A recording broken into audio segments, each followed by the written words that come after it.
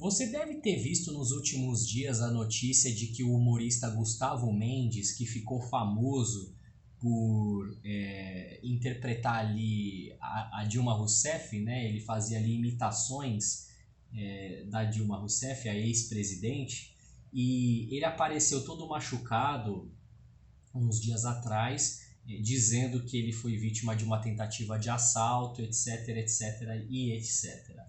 Bom, o caso começou a ser investigado pela Polícia Civil ali de Juiz de Fora, em Minas Gerais, e chegou à conclusão de que não houve uma tentativa de assalto, de que ele mentiu a respeito do caso e, na verdade, o que teria acontecido foi uma briga que ele e o seu agressor tiveram um desentendimento, né? E disso aí seguiu-se agressões físicas, enfim, e isso foi o que aconteceu. O nome do delegado é Daniel Bushmiller. E o que ele disse ali é que o crime, no caso, não foi um crime de roubo, foi ali uma lesão corporal. As palavras do delegado são as seguintes: nós tivemos acesso a diversas câmeras de segurança que estavam nos locais e conseguimos averiguar que, na verdade, o Gustavo teve uma animosidade com o agressor minutos antes. Logo após o agressor retornar ao local, eles têm uma nova discussão. O agressor, não satisfeito, pega duas pedras e acerta a cabeça do Gustavo. Nesse momento, o Gustavo inicia uma perseguição porque o agressor evade do local. Então, segundo as investigações, isso teria acontecido ali num lazer ali onde eles estavam exercendo e etc. Agora, isso tem consequências no caso para o Gustavo Mendes, pelo fato dele ter procurado a polícia e ter informado que havia sido vítima de assalto, etc, etc, etc. Isso tem consequências para ele? Pode. Isso pode ter consequências sim. Ele pode acabar sendo acusado de denunciação caluniosa, né? Foi aberta uma nova investigação para apurar essas circunstâncias sob as quais ele informou a ocorrência à polícia, né, para apurar o motivo da agressão e a conduta dele, né, principalmente ali no tocante ao acionamento das autoridades. E ele pode vir a ser acusado de denunciação caluniosa.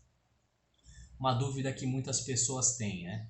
Qual é a diferença entre calúnia, denunciação caluniosa e falsa comunicação de crime? Veja você, a diferença é a seguinte: quando você pratica o crime de calúnia, você imputa a uma pessoa uma conduta criminosa que você sabe que ela não cometeu. Isso é calúnia.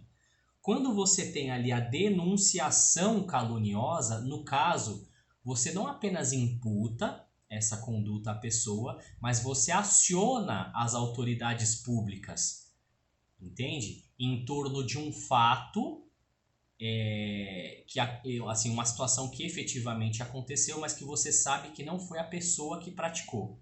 E no caso da falsa comunicação de crime, o fato sequer ocorreu. Então você aciona as autoridades a fim de comunicar uma falsa ocorrência, uma situação que não aconteceu. É o caso, por exemplo, dos trotes, quando a gente sabe aí que tem muita gente, muitos engraçadinhos que às vezes passam trotes, né, para a polícia, e isso é falsa comunicação de crime. No caso aqui do Gustavo Mendes, seria a questão de denunciação caluniosa, né? Ele imputou perante as autoridades públicas uma conduta criminosa a uma pessoa específica, né? Mas ela não praticou aquela conduta específica. Então ele pode vir a acabar sendo acusado, pode vir a acabar tendo que responder sobre isso, né?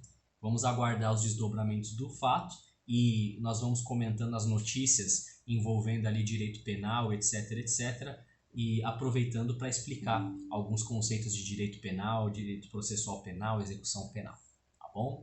Dr. Juliano Melo, advogado criminalista, muito obrigado pela sua atenção e a gente volta com mais vídeos.